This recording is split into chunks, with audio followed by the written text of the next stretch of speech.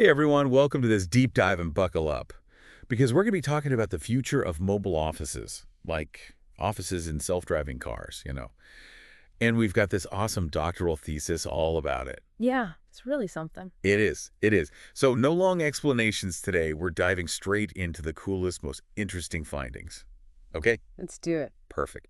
So imagine this. You're in your car, but it's not just a car. It's your office on wheels. It really makes you think, like, how do we even begin to redesign the work experience when your office is constantly in motion? Right. Because it's not as simple as just like sticking a laptop on the passenger seat and saying, okay, get to work. No, not at all. This thesis, it really dives into that whole challenge. Right.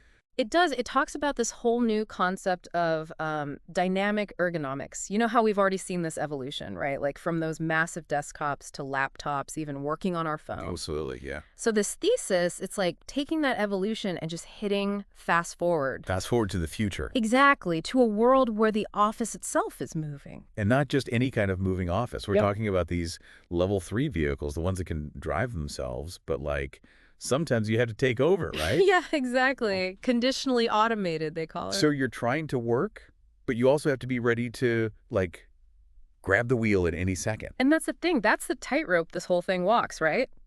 How do you balance actual productivity with staying safe? Because it's one thing to be like, oh yeah, hands-free calling in the car, no big deal.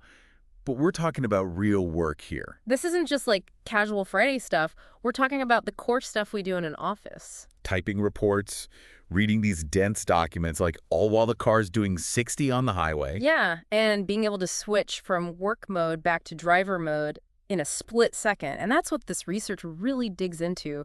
How can we actually pull that off? Okay, see, now you've got me hooked because I'm already picturing myself like trying to type on a tiny little keyboard while I'm navigating rush hour. And that's just a recipe for disaster. Well, that's where it gets interesting because the researchers, they weren't afraid to think outside the box, like really outside the box. They actually looked into the idea of typing on the windshield. Wait, what? Typing on the windshield. How is that even typing on the windshield? Okay, I got it. How did that even work? Were people like using their fingers or something? Or was it like laser beams? What was going on? All right, so they had this system, right, where you could type using hand gestures, like right on the windshield, and they compared that to something a little more, I guess, normal, using a tablet mounted on the steering wheel. Okay, so windshield versus steering wheel. I'm guessing steering wheel was way easier, right? Like way more intuitive. You'd think, right. But here's the thing. While typing on the windshield, it was definitely harder, much harder. It actually turned out to be safer. Wait, safer? But how? I feel like waving my hands around in front of my face while I'm driving is never a good idea. It all comes down to your eyes. See, with that windshield setup, people didn't have to move their heads as much, so that means they were more aware of what was happening around them. Oh, that's interesting. Yeah, no more looking down at a tablet or anything like that. Eyes up, right where they're supposed to be. Okay, that is fascinating.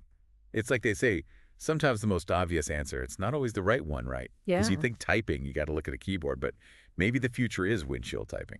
Who knows? But they didn't stop there, okay. They also decided to take on the good old keyboard. I was talking about that whole shape-shifting steering wheel thing earlier. The, what was it called? The typo steer, I think? Oh, yeah. The one that like morphs into a keyboard. Mm-hmm. Please tell me they actually built this thing. Oh, they did. They actually created a prototype. It was amazing. It could adjust its shape, to fit how you like to type. Oh. Pretty wild stuff. And they tested, get this, they tested both touch typing, which you would expect, but then they also tested a haptic keyboard. Okay, now my mind is officially blown. A haptic keyboard in a car? Wait, so did people like become like steering wheel typing champions? Well, not quite champions. The touch typing on that thing, total nightmare, let me tell you. But the haptic keyboard, that was surprisingly effective. Really? How so? Muscle memory. Think about it. You've probably typed, what, millions of words on a physical keyboard at this point, right? Probably, yeah. Your fingers, they just know where to go. And this haptic system, it tapped right into that.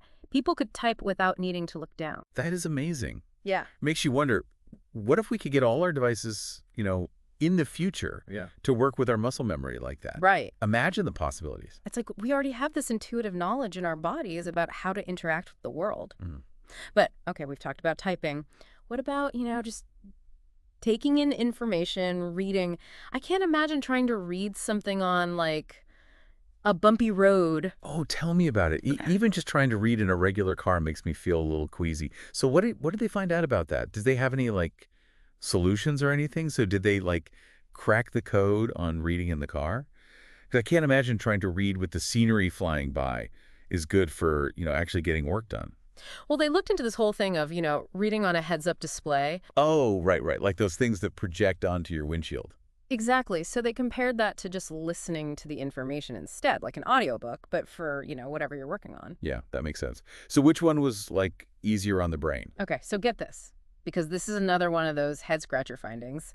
Basically, both of them had their downsides, but when they actually measured people's pupils, they realized that listening was actually more mentally demanding. Wait, hold on. Listening was harder? But that seems so much easier than trying to like focus on words while things are, moving around. I know, right? It's like the sneaky thing called hidden workload. Hidden workload. What's that?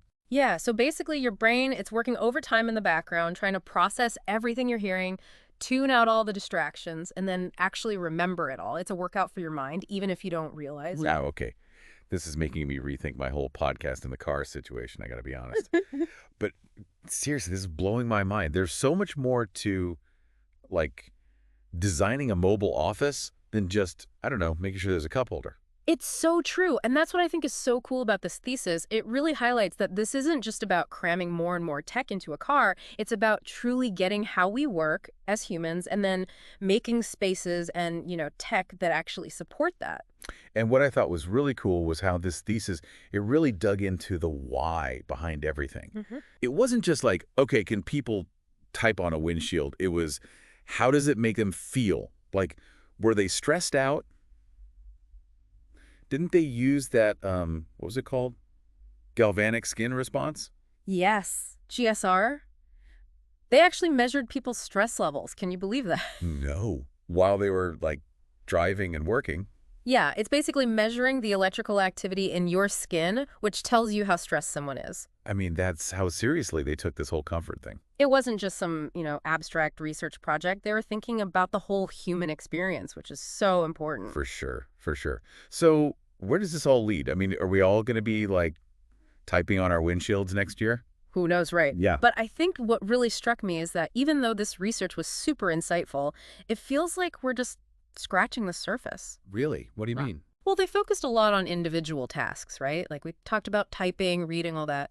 But what about all the other things that we do at work? True. Like what about brainstorming, collaborating, having those quick conversations that spark new ideas? How does that all work in a mobile office? Yeah.